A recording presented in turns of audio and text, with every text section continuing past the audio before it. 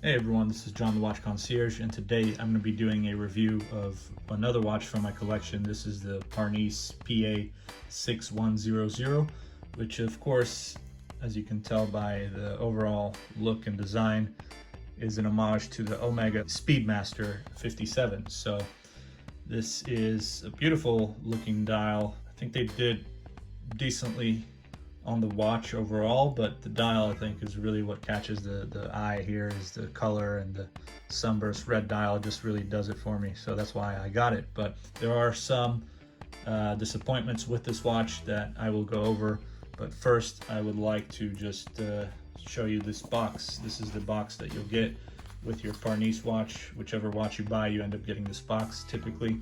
I haven't seen any other boxes from Parnis. So you get the international guarantee and user's manual here, so you can see, and it's not signed or stamped or anything. You also get this little tag, and yeah, just a simple cardboard box, safe, secure, and you might want to throw it away because it's not that good looking, but for some reason I end up keeping all of my boxes from Parnis.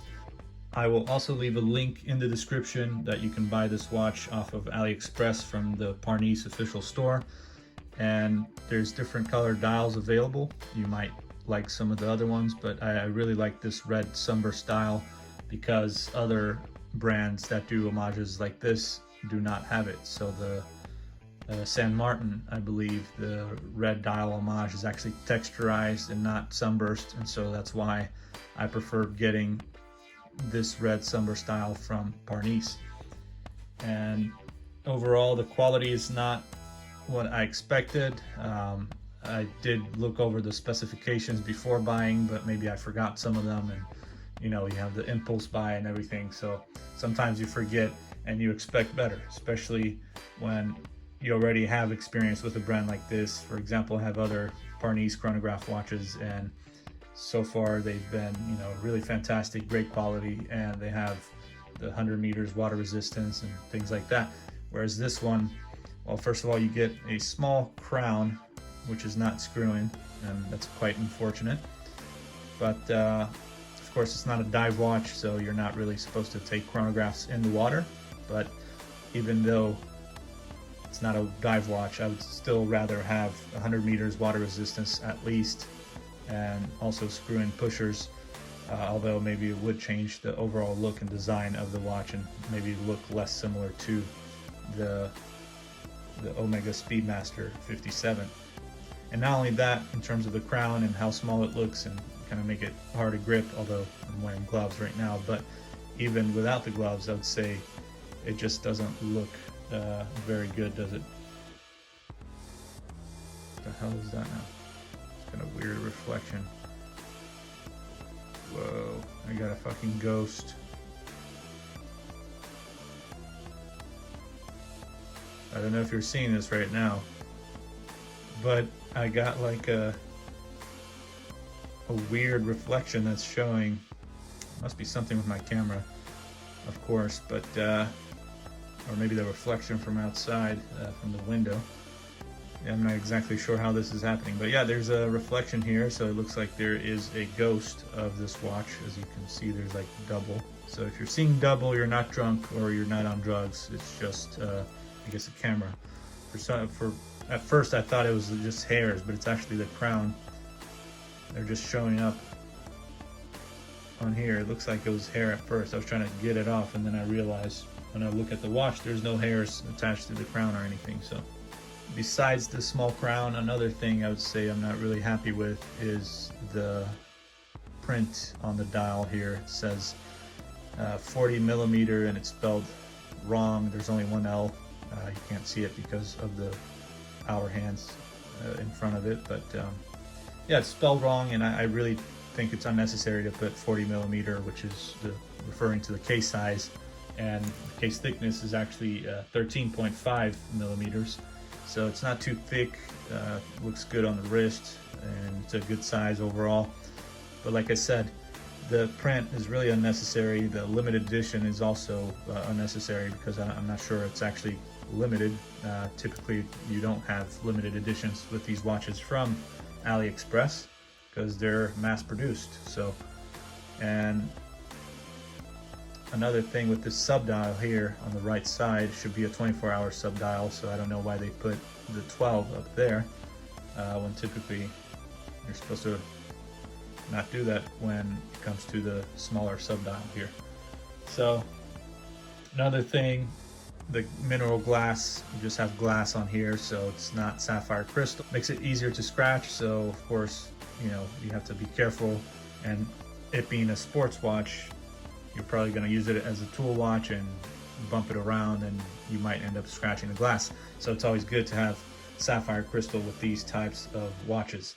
Maybe with something like a dress watch for nicer occasions, usually you might not need a sapphire crystal on a dress watch, although others would argue for sapphire crystal also on a dress watch, which I think sapphire crystal is ideal for all kinds of watches, except for maybe vintage, but even then, I don't know, it depends on the type of design and everything. But also not my favorite kind of domed glass, just kind of comes up and I don't know, just feels like it takes a lot of space and makes the watch look a little bit weird. I'm not a really big fan.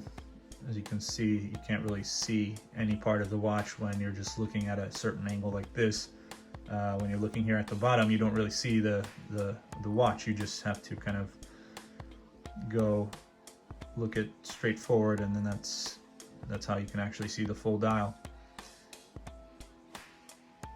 So it kind of just cuts off the visibility from certain angles. But looking at the watch, overall the dial is nicely done. You can see the indices are all nicely applied, and the hands and everything looks fine.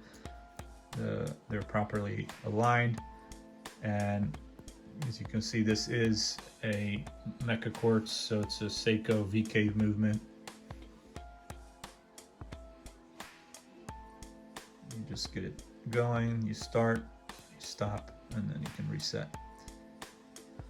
And then you just keep track of the minutes on here.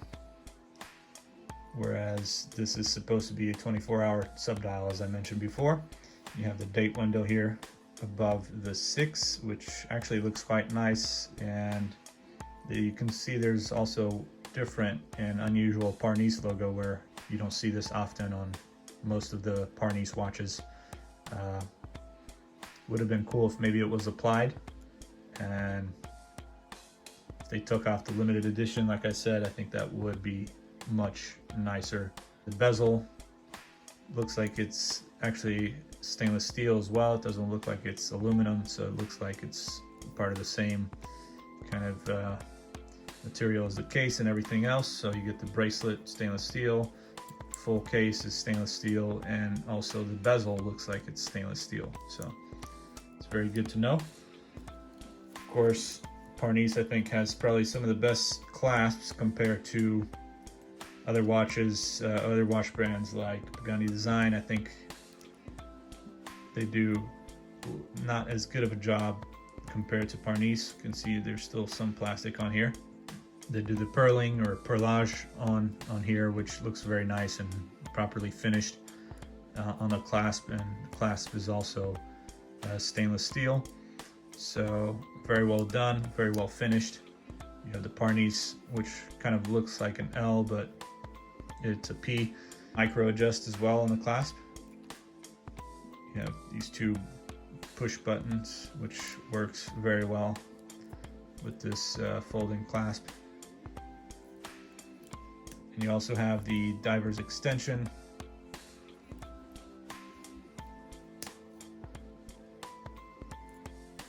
But yeah, overall, good quality on the bracelet. And the clasp, the case is nicely finished as well. Like I said, my main issue is mainly with the glass, the small crown, which makes it harder to just, even it not being screw-in crown, it just makes it harder to adjust, and it's not a good grip when you have such a small crown like this. Then it looks a bit weird with the style of the watch, with the dial being so wide looking and such a small bezel. when you have such a small crown like this, it just looks off, I think. So bigger crown would have been nice. A sapphire crystal, and also 100 meters water resistance would have been nice. We're gonna do a little lume testing. So I think they just have the C3 lume on here, so it's not the best quality lume, but it's decent enough. It actually lights up pretty well when you go outside and it's sunny and come back inside, and if you're in a dark setting, then it'll definitely be visible, but it probably won't last too long. So let's see how it does here. Oops. And as you can see, this is what it looks like. So it's not very strong on the hands. It's a lot stronger on the indices around the dial. And let me also show you how this watch looks